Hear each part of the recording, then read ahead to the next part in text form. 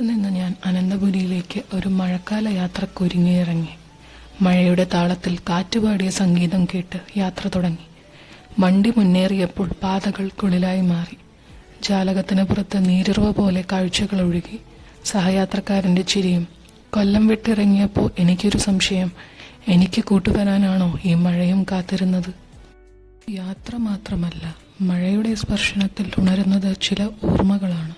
ഒരു കുട്ടിക്കാലം പോലെ. നീണ്ടുകിടക്കുന്ന റോഡുകളും വഴിയിലങ്ങോട്ട് ചായക്കടക്കാർ പോലും സ്റ്റീമർ ചായയെ വിൽക്കുന്നുള്ളൂ. അങ്ങനെ 1 മണിക്കൂറിന് ശേഷം മഴയെ അതിജീവിച്ച് അതിരുകൾ കടന്ന് ഞാൻ എത്തിച്ചേർന്നു അനന്തപുരി. ടെക്നോളജിയും ടൗൺഷിപ്പും ട്രാഫിക്കും ചേർന്ന് പുതിയൊരു ലോകം. വരുന്ന നഗരം, ആധുനികതയുടെ വാതിൽപ്പടി, തിരുവനന്തപുരം. വണ്ടിയുടെ കണ്ണിൽ പോലും പുത്തൻ കെട്ടിടങ്ങൾ മായുന്നില്ല. പിന്നെ ലുലു, ഏഷ്യയിലെ ആദ്യത്തെ വലിയ മോൾ. വലിയത് കാരണം അകത്ത് കയറാൻ തന്നെ പേടിപ്പെടുത്തുന്നുണ്ട്. ഒരൊറ്റ പാൻറിന്റെ വില നോക്കി നിന്നപ്പോൾ തന്നെ ഞാൻ പറഞ്ഞു, ഇതൊക്കെ ജസ്റ്റ് നോക്കുന്നതാണ് നല്ലത്.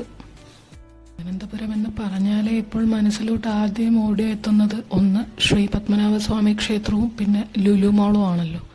അതുകൊണ്ട് തന്നെ അവിടെ തിരക്കിനൊന്നും ഒട്ടും കുറവില്ലായിരുന്നു.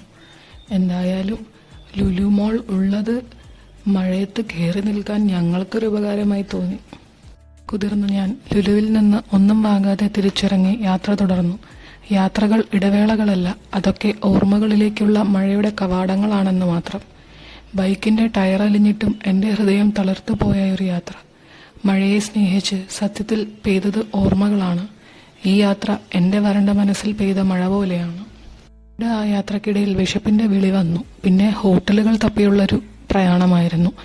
ഞായറാഴ്ച ആയതുകൊണ്ടാവാം അധികം ഹോട്ടലൊന്നും കണ്ടില്ല.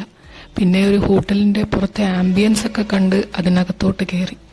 പക്ഷെ കയറി കഴിഞ്ഞപ്പോൾ തോന്നി, എൻ്റെ ദൈവമേ, വേണ്ടിയിരുന്നില്ല ഇതെന്ന്. കൊണ്ടല്ല, ഫുഡ് റേറ്റ് വളരെ കൂടുതൽ, കസ്റ്റമർ സർവീസ് ഒട്ടുമില്ല. ഒരു 15-20 മിനിറ്റോളം വെയിറ്റ് ചെയ്തിട്ടാണ് ഓർഡർ എടുക്കാൻ പോലും ആള് വന്നത്. അതിനുശേഷം ഓർഡർ കിട്ടാനും താമസം.